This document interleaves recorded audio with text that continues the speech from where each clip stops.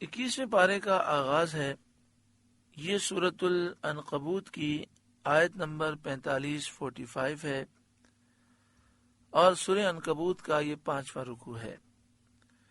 اللہ رب العالمین نے ارشاد فرمایا، اتلو ما اوحی الیک من الکتاب، اے محبوب پڑھیے جو کتاب آپ کی طرف وحی کی گئی، یعنی قرآن شریف آپ پڑھیے کہ اس کی تلاوت عبادت بھی ہے اور اس میں لوگوں کے لیے پند و نصیحت بھی ہے، احکام بھی ہیں، آداب بھی ہیں، مکارم اخلاق کی تعلیم بھی ہے۔ واقیم الصلاۃ، اور نماز قائم فرمائیے۔ ان الصلاۃ تنہی عن الفحشاء والمنکر، بے شک نماز منع کرتی ہے بے حیائی اور بری بات سے، یعنی جو شریعت میں ممنوع چیزیں ہیں ان سے نماز روکتی ہے۔ لہذا جو شخص نماز کا پابند ہوتا ہے اور اس کو اچھی طرح ادا کرتا ہے، نتیجہ یہ ہوتا ہے کہ ایک نہ ایک دن وہ ان برائیوں کو ترک کر دیتا ہے، چھوڑ دیتا ہے۔ وہ برائیاں جن میں وہ مبتلا تھا ان سے کنارہ کشی اختیار کرتا ہے۔ حضرت انس رضی اللہ تعالی عنہ سے مروی ہے کہ ایک جوان سید عالم صلی اللہ علیہ وآلہ وسلم کے ساتھ نماز پڑھا کرتا تھا اور بہت سے کبیرہ گناہوں کا ارتکاب کرتا تھا۔ حضور صلی اللہ علیہ وآلہ وسلم سے اس کی شکایت کی گئی۔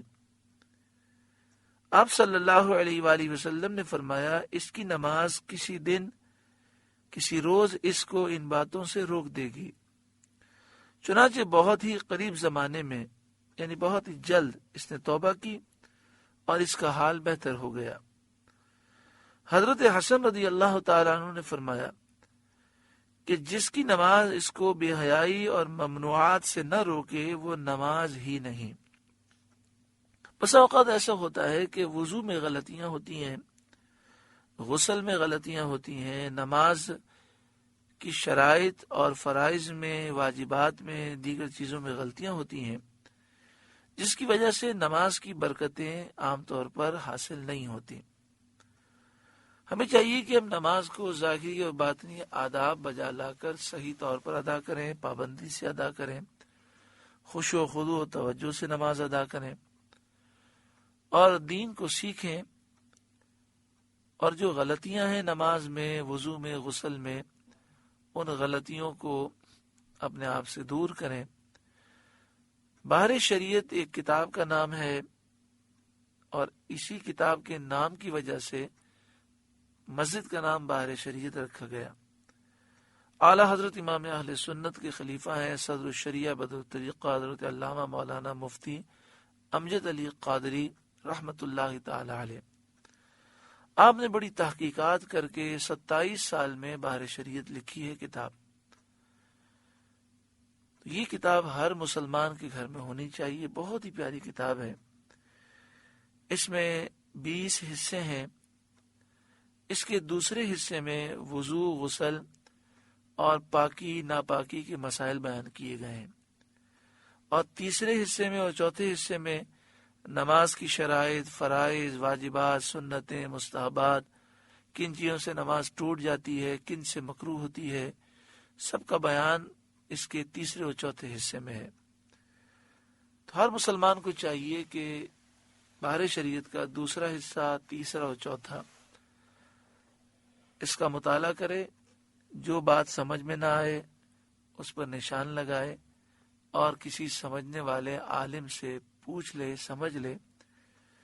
کم از کم زندگی میں یہ 3 حصے پڑھ کر، سمجھ کر اپنے وضو، غسل اور نماز کو ہمیں درست ضرور کرنا چاہیے۔ اللہ تعالی ہماری نمازوں کو درست فرمائے اور نماز کی خوب برکتیں ہمیں عطا فرمائے۔ وَلَا ذِكْرُ اللَّهِ اکبر، اور بے شک اللہ کا ذکر سب سے بڑا ہے، کہ وہ افضل عبادت ہے۔ ساری عبادتوں میں سب سے افضل اللہ کا ذکر ہے۔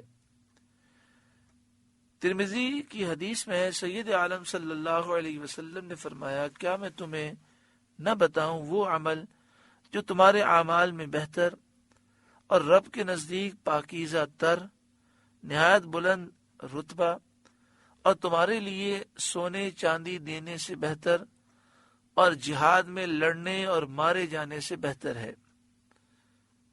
صحابہ نے عرض کیا، بے شک یا رسول اللہ صلی اللہ علیہ وآلہ وسلم، ضرور بتائیے۔ فرمایا، وہ اللہ تعالی کا ذکر ہے۔ ترمذی ہی کی دوسری حدیث میں ہے کہ صحابہ علیہ رضوان نے حضور صلی اللہ علیہ وآلہ وسلم سے دریافت کیا تھا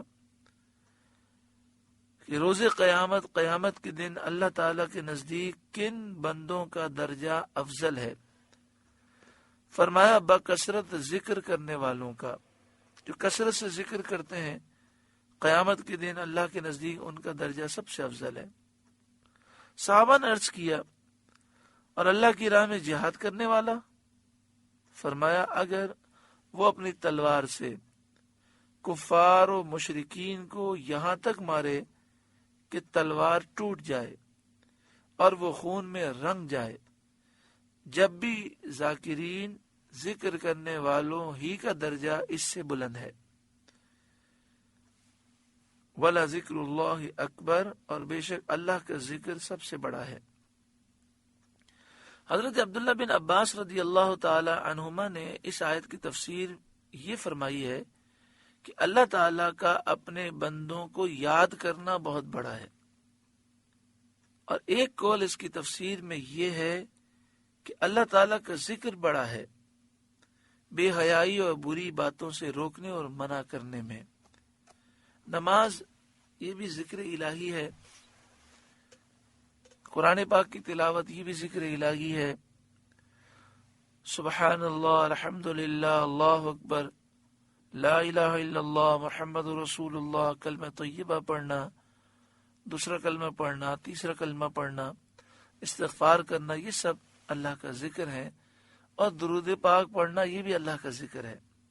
صلی اللہ علیہ وسلم، اللہ درود نازل فرمائے ان پر اور سلام نازل فرمائے، اللہ تعالیٰ سے دعا ہے، یہ بھی ذکر ہے۔ واللہ یعلم ما تصنعون، اور اللہ جانتا ہے جو تم کرتے ہو۔